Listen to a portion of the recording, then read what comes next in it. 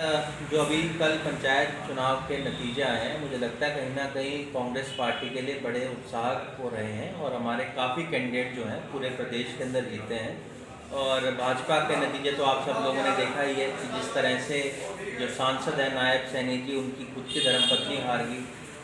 खुद आपके यहाँ से कोसली जो पूर्व मंत्री रहे थे, उनकी धर्मपत्नी हार गई। और 10 की 10 सीटें वो लोग पंचकुला के अंदर हार गए। अम्बाला में उनकी बहुत बड़ी हार हुई है। जिन जिन जगहों के ऊपर ये लोग सिंबल पे लड़े थे, आपने सिरसा का नतीजा देखा हो, हिसार का देखा हो, जहाँ इन्होंने सिंबल पे लड़ाई लड़ी उनको करारी शिकस्त वहाँ पर मिली है। अपने पटौदी के अंदर भी 9 नंबर वार्ड के अंदर जहाँ चेयरमैन की टिकट इन्होंने दी थी, वहाँ से भी एक निर्दलीय वहाँ से जीत कर आया है। इससे साफ तौर पर चलता है कि लोगों ने भाजपा को नकारने का काम इस चुनाव के अंदर किया है और कहीं ना कहीं कांग्रेस पार्टी की तरफ जो रुझान है वो लोगों का बढ़ रहा है। हमारे यहाँ भी जो नतीजे रेवाड़ी ज़िले के अंदर आए हैं वो बहुत अच्छे रहे हैं और काफ़ी हमारे समर्थक ब्लॉक में भी और जिला परिषद के अंदर भी जीत के आए। राव समर्थक बहुत सारे जो उम्मीदवार मैदान में थे, लगभग उनमें से कोई भी चुनाव नहीं जीत पाया, क्या प्रतिक्रिया है? देखिए, लोगों ने राविंदर जी के जितने भी समर्थक जो लड़े थे उनको नकारने का काम यहाँ की जनता ने किया है। जो लोग स्वयं लोगों के बीच में नहीं रहते हैं, कभी लोगों के सुख दुख में नहीं रहते हैं, लोग उनको समझ चुके हैं और उसी का नतीजा ये रहा है कि जो अब चुनाव ये हुए हैं वहाँ पर हर जगह इनके समर्थकों को हार जीत का मुँह देखना पड़ा है। और मुझे लगता है अब लोग आने वाले समय के अंदर जब लोकसभा और विधानसभा के चुनाव आएंगे तब भी इनको सबक सिखाने का काम करेंगे। अभी कल परसों मैं एक स्टेटमेंट पढ़ रहा था राविंदर जी की, उसमें वो ये बात कह रहे थे कि मेरी जो बेटी है वो मेरी नहीं सुनती है। जब उनकी बेटी उनकी नहीं सुनती है तो यहाँ की जनता उनकी बात क्यों सुनेगी?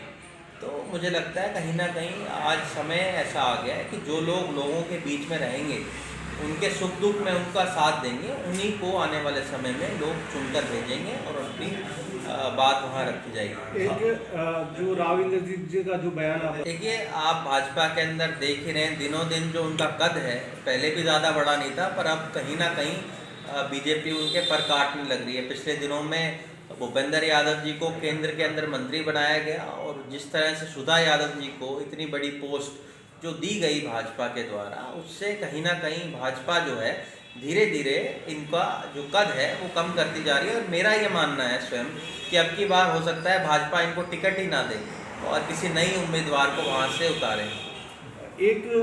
देखिए, किरण चौधरी जी हमारी पार्टी से पुराने समय से जुड़ी हुई हैं और सुरेंद्र यादव जी भी कांग्रेस पार्टी के अंदर रहे और ये जब दिल्ली में राजनीति करती थी तब भी कांग्रेस में ही थी।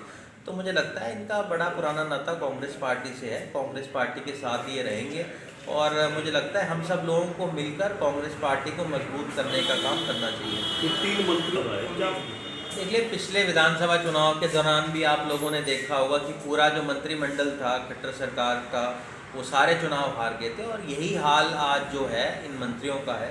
तो हमें कोई ज़्यादा आश्चर्य नहीं होगा अगर ये मंत्री पद में बदलाव करते हैं, क्योंकि ज़्यादातर इनकी जो मंत्री हैं वो लोगों के बीच में नहीं रहते।